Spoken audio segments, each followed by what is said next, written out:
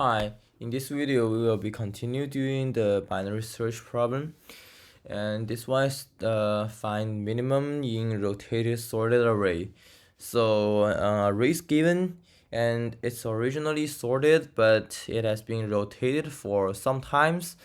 So a rotation is just putting the last element in the current array to the first position, like for instance 0 1 2 4 5 6 7. After one rotation will become 7 0 1 2 4 5 6. And we don't know how many times actually it has been rotated, and we're asked to find the minimum, like the smallest element in the array within O log n time. So this is also a binary search problem. And basically if we look at the rotated string, let's see. So basically if we look at the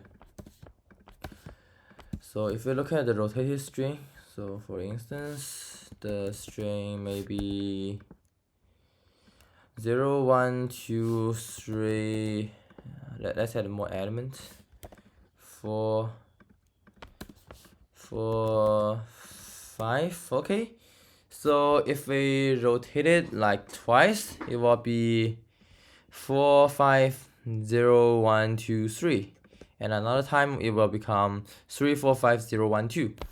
So note that the string after rotation is something like, actually it's like two sorted strings combined together.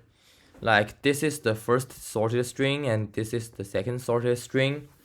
And another critical observation here is that all the elements in the second sorted string is strictly smaller than any elements in the first sorted string, right? And this property is very important since it enables us to know actually exactly which string we're in. All right, so let's write the code. So if num star length is smaller than 2, so there's only one element in the string, so we just return, it asks us to return the minimum element instead of the index, so just returns num 0. Right, we really need to rule out the corner case, and then we start do our binary search.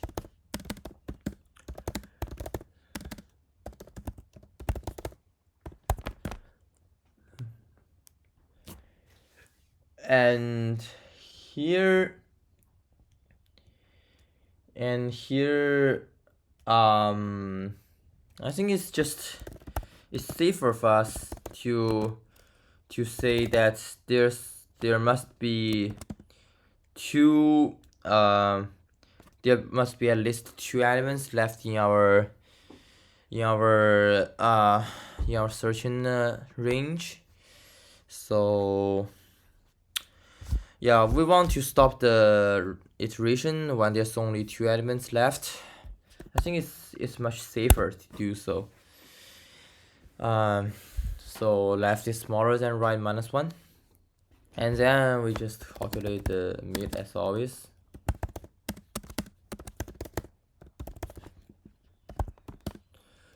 Right,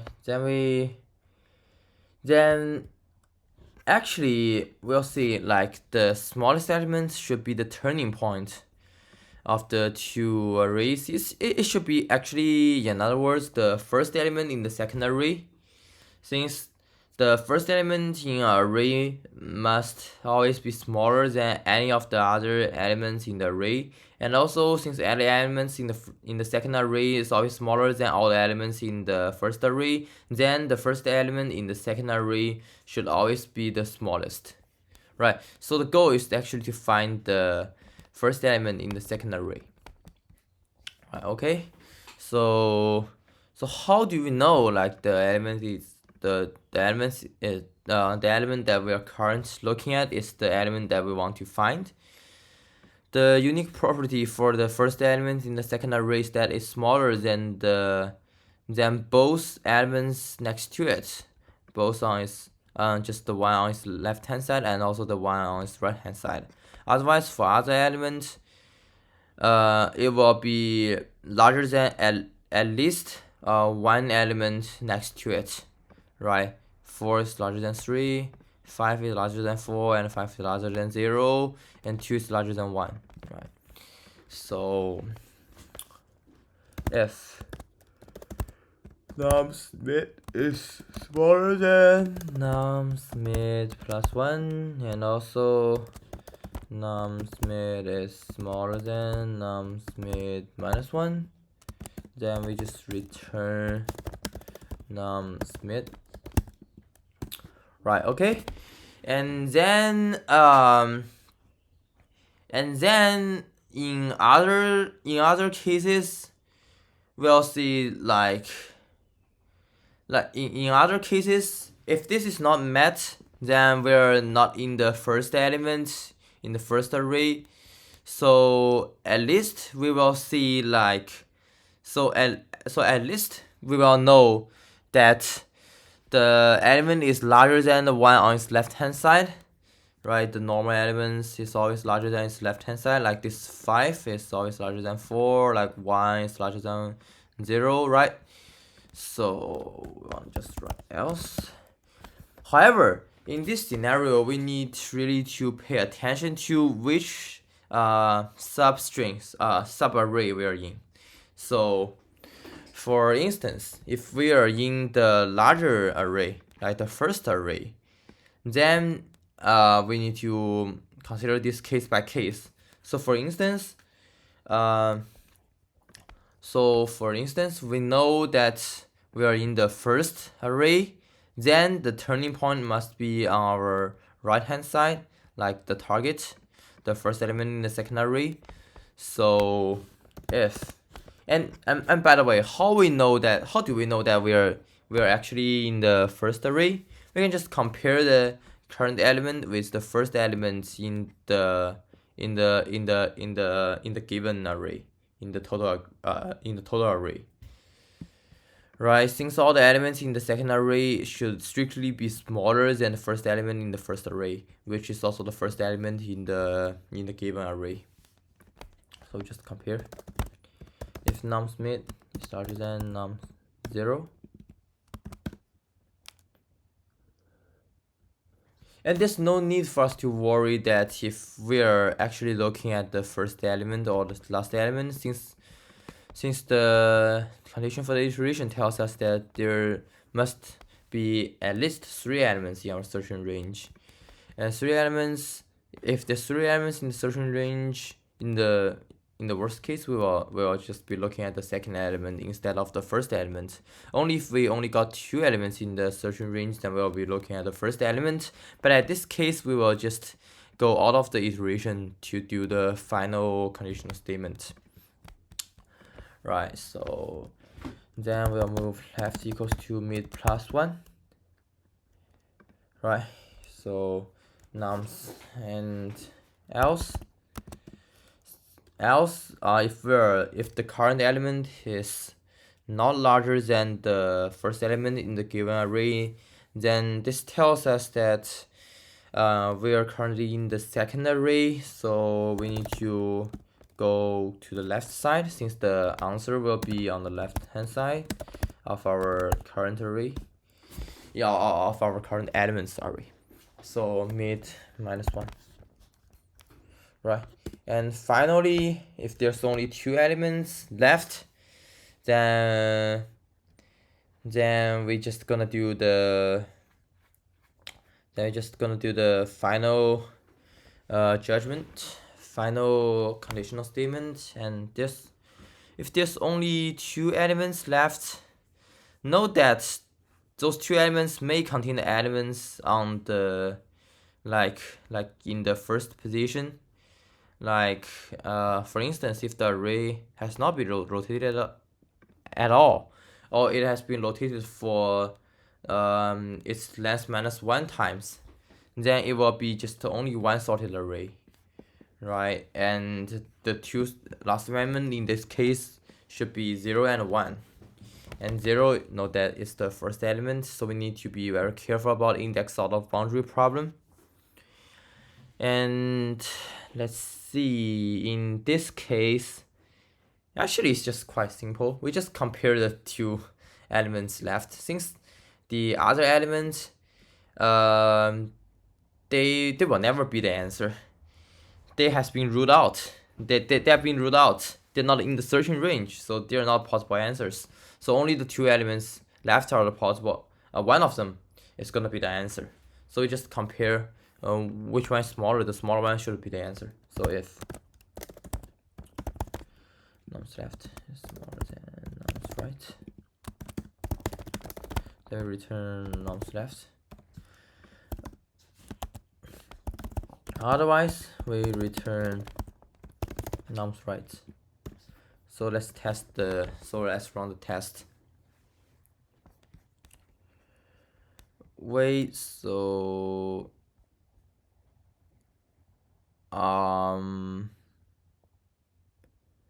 it's wrong answer here. Let's see what happened. So in this case, so we just put the case here. 11, 13, 15, and 17. 11, 13, 15, and 17. So initially the left is on this 11, right is on this 17, and the mid should be this 13. And we know that 13 is not going to be the answer, and since 13 is larger than the first element, then we know that we are in the first array. So I see. So we just do left equals to mid plus 1, and we're kind of incorrectly we're just incorrectly excluding this 11, this true answer, out of our searching boundary, right?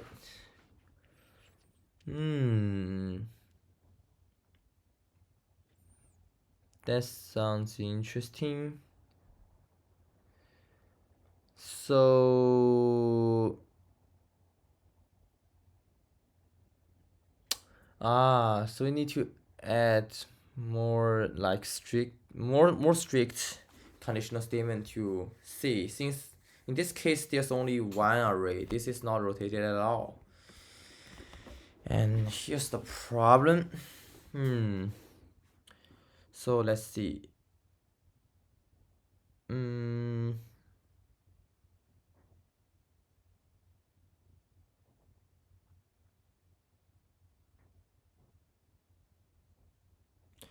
So in order to rule out this case, it's gonna be easy. So else if, so it's quite easy for us to detect this case. So in this case, we will see like nums mid is larger than nums 0, but it's smaller than nums, the last element in the array. And this condition can only be met only in the case that the array is not sorted, which means there's only one sorted array here instead of like two subarrays being put together. So for instance, we can look at a normal case where the array is indeed rotated. So we cannot just find a single element from this array that it's simultaneously it's larger than the first element in the array and is smaller than the last element in the array. We can never find a single element. So in this case, this tells us that the array is not rotated, so we can just return the first element. It should be the smallest. Let's see.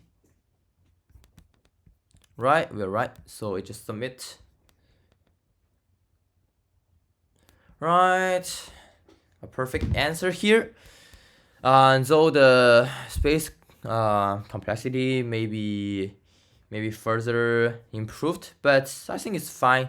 The space complexity is gonna be, it's 001, since we only used finite numbers of additional variables to help us with the calculation and the comparison. And let's see the time complexity. So the time complexity here, this is just O1, and this iteration is gonna be O log n, and here the final conditional statements is just O1. So 1 plus 1 plus log n, so it's gonna be just log n, since those two ones are negligible compared to O log n. So the time complexity is O log n. The space complexity is O1. Right, so we are done with this problem, and see you in next video.